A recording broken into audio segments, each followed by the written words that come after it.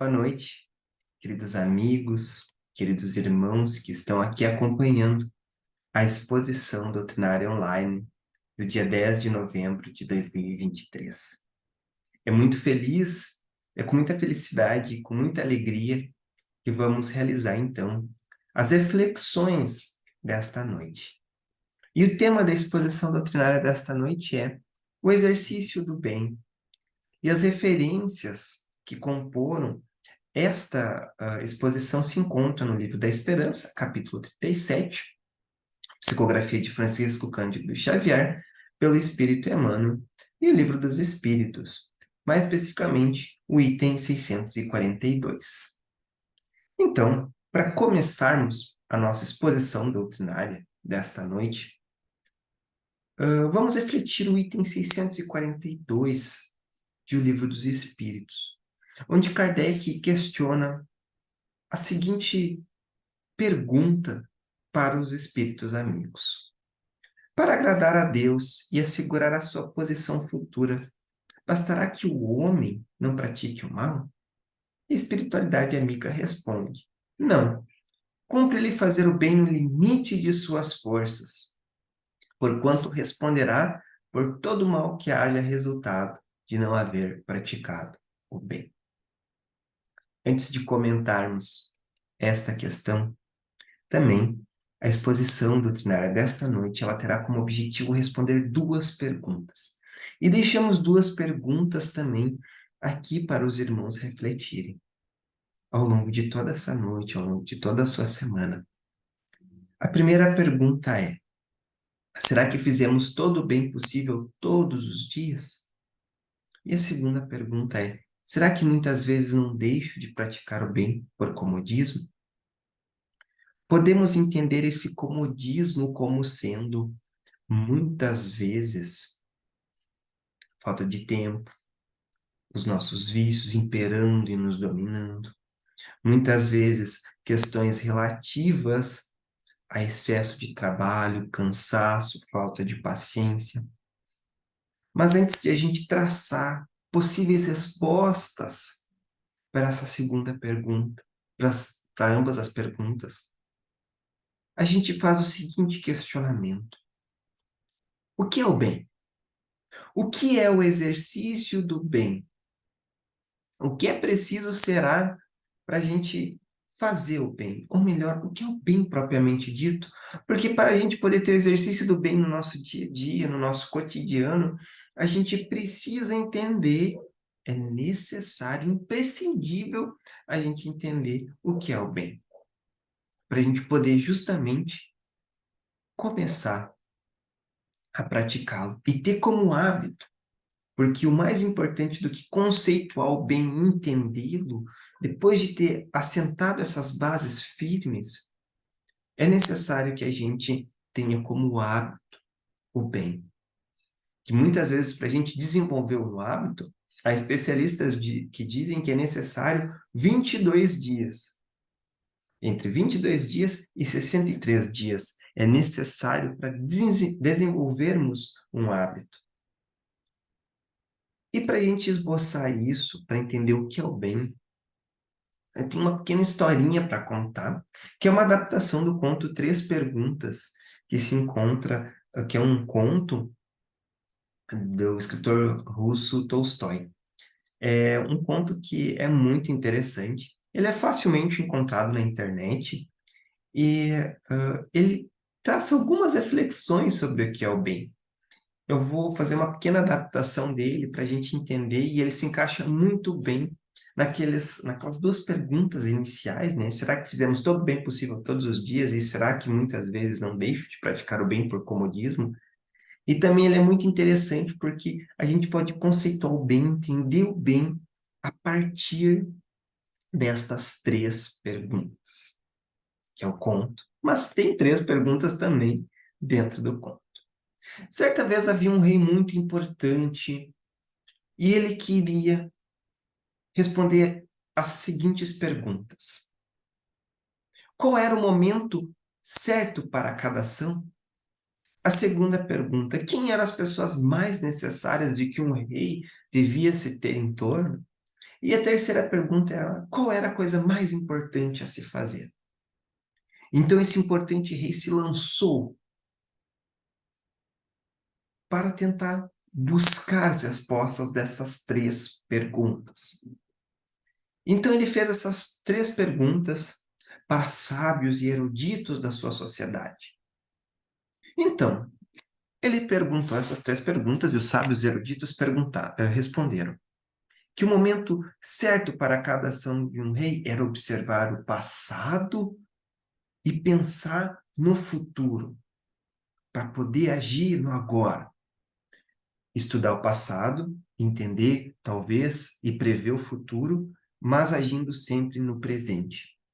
E as pessoas que um rei devia ter à sua volta eram as pessoas eruditas, os intelectuais, para poder assim, então, indicar qual era o momento certo, qual era a ação melhor para o rei tomar. E a coisa mais importante a se fazer era investir na ciência, na tecnologia daquela época. Pois bem, o rei não se sentiu satisfeito muito não com essas respostas dos eruditos e foi buscar os artistas para ver o que os artistas tinham a dizer sobre essas três questões. Qual era o momento certo para cada ação? Então, os artistas responderam que era um momento abstrato. Não se teria um momento certo para agir, mas um momento em que o rei estivesse intuído para praticar a sua criatividade. E as pessoas mais necessárias que um rei deveria ter por perto eram artistas, pessoas criativas que pudessem desenhar o futuro, prever os acontecimentos e assim auxiliar de forma mais criativa a solução dos problemas para aquele rei. E justamente a coisa mais importante que um rei devia fazer era investir, então, na criatividade do seu conselho. Ainda o rei não se sentiu muito seguro acerca dessas respostas e foi conversar com a alta cúpula do comércio do seu reino, para ver o que eles tinham para dizer sobre essas três perguntas. Qual era o momento certo para cada ação? Então, os representantes do comércio daquele reino, daquele reinado, responderam que o momento certo para realizar cada ação devia ser estudar o presente e ver quais as necessidades financeiras, principalmente, que um rei deveria tomar cuidado, porque, enfim, um reino sem dinheiro é um reino que não investe, é um reino que perece com o tempo. As pessoas mais importantes e mais necessárias na vida de um rei que deviam cercá-los eram justamente os comerciantes, porque eles poderiam, enfim, auxiliar o rei a trocar essas informações econômicas com outros reinados e ajudá-los em negociações. E a coisa mais importante que um rei devia se fazer era investir na economia, no comércio e, enfim, pensar nas negociações com os outros reinados, na economia, que devia de ser a coisa mais importante que um rei devia de se preocupar. O rei não ficou satisfeito com nenhuma das perguntas, porque todas as pessoas que o rei falava, eles sempre tentavam, como diz o gaúcho, puxar brasa para o seu assado e não pensar no coletivo, no reino, no reinado como um todo. Então, uma vez, esse rei, já cansado de buscar essas respostas que ele nunca encontrava e nunca agradava, enquanto nesse meio tempo havia uma guerra entre o seu reino e o reino vizinho. Ele ouviu falar de um sábio que vivia em uma montanha. Ele já estava cansado de buscar essas respostas, mas decidiu ouvir o que esse sábio tinha para falar. O que esse sábio poderia falar. Talvez ele pudesse se sentir confortável com as respostas que esse sábio trazia. Pois bem, então ele se lançou numa jornada e foi subir a montanha para conversar e trocar uma ideia com este sábio. Ele foi com dois dos seus membros da guarda imperial, da guarda, né, do rei, a sua guarda particular, subindo no cume da montanha. o rei ordenou para que esses dois guardas ficassem de guarda ali no cume da montanha, enquanto ele subia a montanha e ia falar lá com o sábio. Pois bem, os dois membros da guarda real ficaram ali no cume da montanha e o rei subiu sozinho para falar com o sábio. Chegando lá, então, ele viu que o sábio estava trabalhando em um canteiro de uma horta. Estava cavocando. Só que o rei ficou um pouco com pena desse sábio, porque ele já era uma pessoa de idade e movimentava a enxada e depois movimentava a pá com muita dificuldade. Então o rei foi lá e ajudou, trabalhou na enxada e trabalhou com a pá. Só que aí ele falou que ele precisava que o sábio respondesse aquelas 3 perguntas que a gente comentou no início. O sábio nada disse e nada respondeu. O rei ficou um pouco indignado, mas continuou ajudando a fazer lá o canteiro, a horta para o sábio, trabalhando com a enxada, trabalhando com a pá. Passou-se algumas horas, o rei repetiu as 3 perguntas e o sábio se manteve em silêncio. Continuou, então, por todo o resto daquele dia, a trabalhar no canteiro. Já era o começo da noite, o rei já estava começando já a ficar um pouco sem paciência. Repetiu as 3 perguntas e o sábio se manteve calado. Então, já no começo da noite, o sábio e o rei estavam ali, trabalhando no canteiro para fazer a horta. Chegou um homem extremamente machucado, não conseguia nem falar. Ele estava todo machucado, enfim, não estava com condições de conversar ou falar qualquer coisa. O sábio e o rei observaram aquilo e foram ajudar este homem. O rei pegou este homem pelo colo e transportou para a casa do sábio, que era uma casa muito simples, limpou os ferimentos, colocou bandagens e o homem adormeceu. Enquanto que, de novo, nesse momento já da janta, o rei repetiu as 3 perguntas para o rei. Para o sábio, desculpa. Nenhuma resposta do sábio. Aí então, o rei já começou a ficar sem paciência, mas ele não queria também faltar com educação com aquele sábio. E foi dormir. Pelo outro dia da manhã, o sábio contou para esse rapaz que eles ajudaram que o rei havia ajudado a limpar os ferimentos, a cuidar dele e até, em algumas ocasiões, alimentar, que ele não estava com condições de alimentar. Então, este rapaz que chegou machucado na cabaninha, na choupana do sábio, ficou impressionado quando viu o rei. Porque justamente aquele homem tinha a missão de executar o rei. E quando ele soube que, por informações de espiões, que o rei subiria aquela montanha, ele foi lá para tentar dar cabo do rei, a mando do reino vizinho, que o rei, daquele rei, estava em guerra. E aí ele foi com este objetivo. Só que chegando no cume da montanha, encontrou os 2 guardas do reino. Eles acabaram entrando em conflito. Este homem ficou muito machucado, não teve saída e fugiu para a montanha, no qual encontrou o rei. Aí o rei ficou impressionado. Então ele perguntou: por que então você, pela noite, quando já estava curado, não veio e executou sua missão, que era dar cabo, que era me assassinar? E aí, então esse rapaz respondeu, comovido, e que não teve coragem de fazer isso, porque o rei havia o ajudado, havia limpado seus ferimentos, havia alimentado ele, e ele não teve coragem pela bondade. E a partir daquele dia, este homem que veio executar a missão era irmão do reino do rei que estava em guerra com o rei que estava ali com um sábio. E ele faria de tudo para que o conflito acabasse e os 2 reinos firmassem parcerias e vínculos diplomáticos e acabassem com toda a guerra. O rei ficou extremamente feliz porque havia acabado praticamente ali uma guerra que estava preocupando. Então esse homem que estava machucado foi embora e o rei repetiu as perguntas para o sábio. O sábio bondosamente olhou para ele e respondeu: Você já tem a resposta para essas 3 perguntas. Qual o momento certo para cada ação? Disse o sábio. No momento que você chegou aqui na minha choupana, eu estava trabalhando com muita dificuldade, porque meus braços doíam, por conta da idade avançada que eu tenho. E você não mediu esforços e foi me ajudar.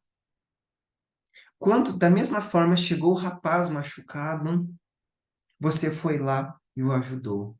O momento certo para cada ação, meu filho, respondeu o sábio, é exatamente aquele momento em que precisam do seu trabalho. Naquele momento em que você vê que alguma pessoa tem uma necessidade extrema, como foi no meu caso, que não conseguia executar uma tarefa, e como foi o caso do rapaz que estava machucado. A segunda pergunta: quem eram as pessoas mais necessárias para você ter em seu reino, para lhe cercar, é justamente as pessoas que precisam da sua ajuda, as pessoas que necessitam do seu apoio. Você ajudou a um homem idoso e também ajudou um homem machucado que necessitava da sua ajuda.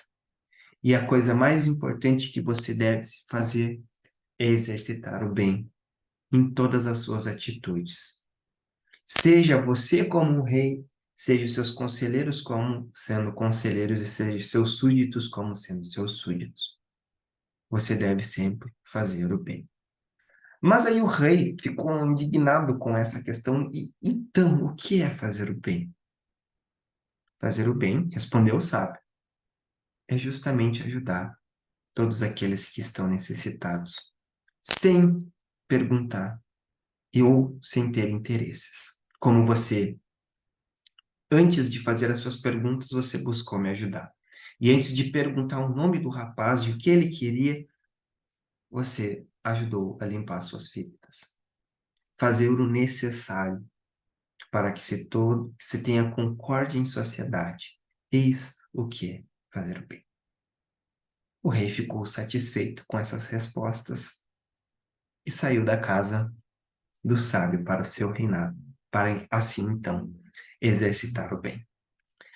Então, irmãos, muitas vezes a gente não sabe exatamente o que é o bem, ou melhor, quais as coisas que devemos fazer. Muitas vezes a gente se questiona no auge, muitas vezes, das nossas preocupações, no auge, muitas vezes, de quando estamos assoberbados de trabalho, que não temos tempo nem para a gente.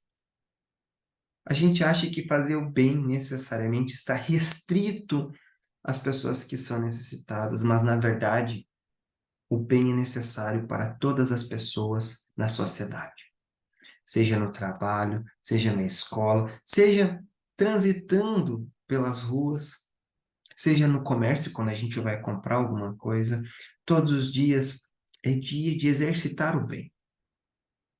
E será que a gente faz o bem possível todos os dias? E quando eu falo possível, é o mínimo. Porque aí, voltando à resposta da espiritualidade amiga, se muitas vezes bastará que o homem não pratique o mal, e a resposta da espiritualidade amiga é enfática, curta e grossa, não. É necessário que a gente aplique o bem. É necessário que a gente tenha uma conduta agradável dentro da sociedade com os nossos irmãos. É necessário que a gente possa sorrir todos os dias quando a gente transita na sociedade.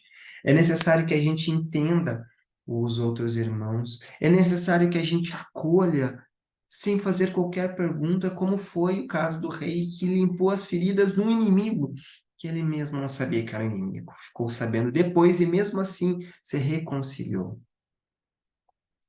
É necessário que a gente exerça esses tesouros, mas não os tesouros aqui na terra, que perecem e que podem alguém roubar da gente. Há um tesouro muito maior que a gente pode ajuntar aqui na terra mesmo. Há um tesouro que se chama bondade, praticar o bem. Essa é uma luz que nunca vai se apagar. É o bem. É o bem em toda a sua extensão. Seja através da caridade, seja através propriamente da bondade e também do perdão das ofensas.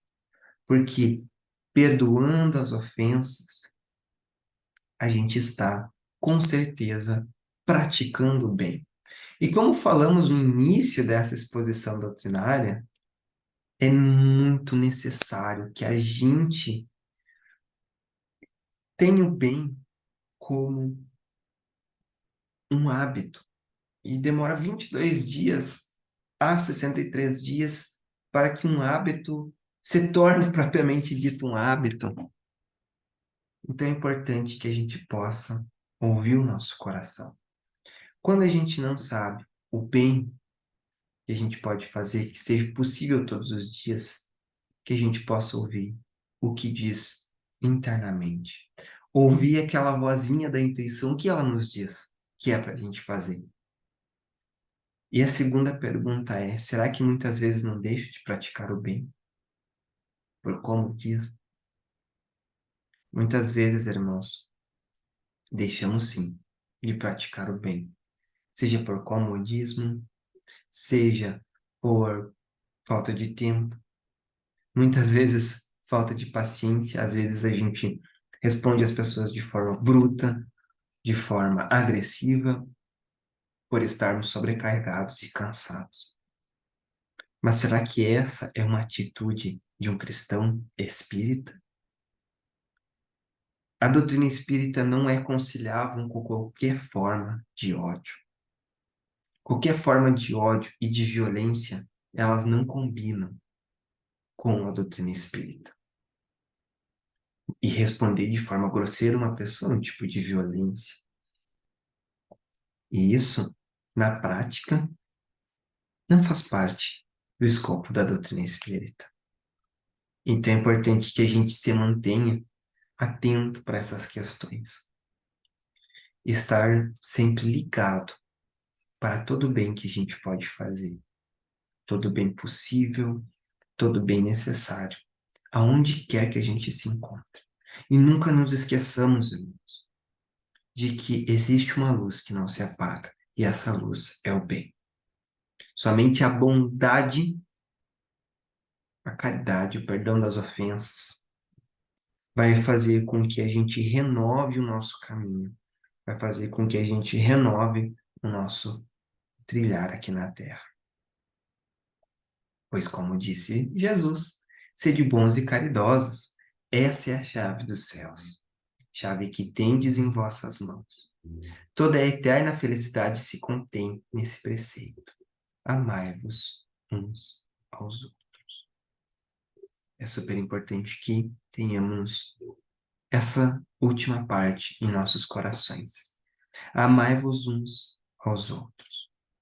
Eis a chave de toda a felicidade. Não somente a felicidade possível, mas aquela felicidade que nos espera e que um dia vamos encontrar. Vamos realizar então a leitura desse item que inspirou as nossas reflexões, que é o exercício do bem que se encontra no livro da Esperança.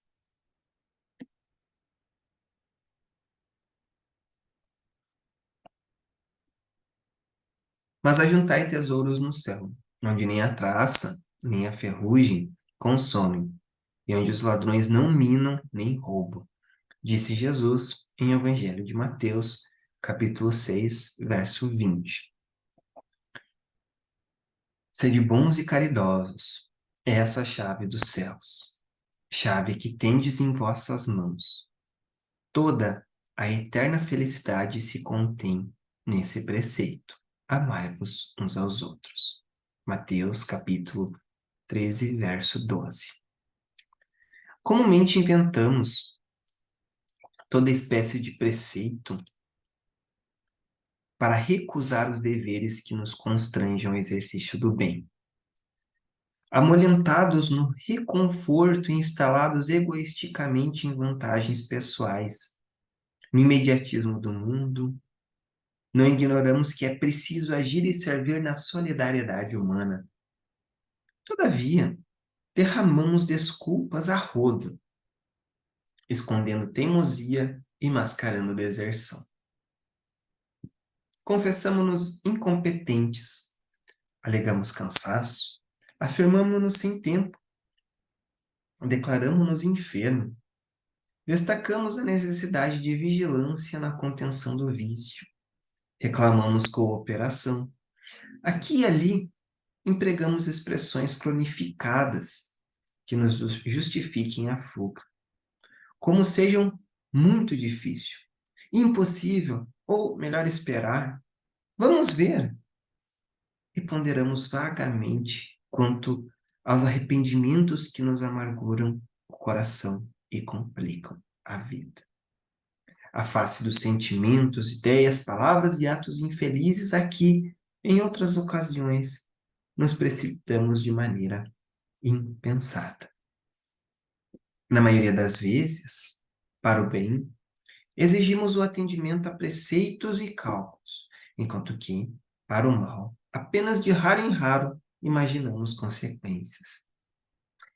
Entretanto, o conhecimento do bem para que o bem se realize é de tamanha importância, que o apóstolo Tiago afirma no versículo 17 do capítulo 4 de sua carta no Evangelho. Todo aquele que fazer o bem e não o mal comete falta. E 19 séculos depois dele, os instrutores desencarnados que supervisionaram a obra de Allan Kardec desenvolveram um ensinamento ainda mais, explicando na questão 642 de O Livro dos Espíritos. Cumpre ao homem fazer o bem, no limite de suas forças, porquanto responderá pelo mal que resulte de não haver praticado o bem. O Espiritismo, dessa forma, define-nos não apenas como sendo a religião da verdade e do amor, mas também da justiça e da responsabilidade. Vem esclarecer-nos que responderemos não só pelo mal que houvermos feito, mas igualmente pelo bem que decorra do nosso comodismo, e não praticando o bem que nos cabe fazer. Emmanuel. Então, irmãos, essas eram as reflexões desta noite. Espero que todos possam recordar o nosso querido mestre toda vez que a gente for praticar qualquer ato. E lembramos que o que ele faria se estivesse em nosso caso? Se estivesse na mesma situação? E com certeza vamos, aos poucos, afirmando e reafirmando o bem nos nossos corações.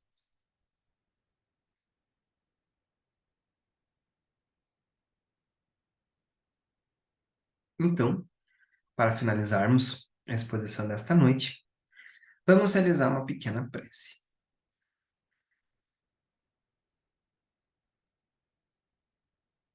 Convido a todos os irmãos a fecharem os olhos físicos, elevarem os pensamentos a Deus, a Jesus e a toda a espiritualidade amiga que aqui se encontra.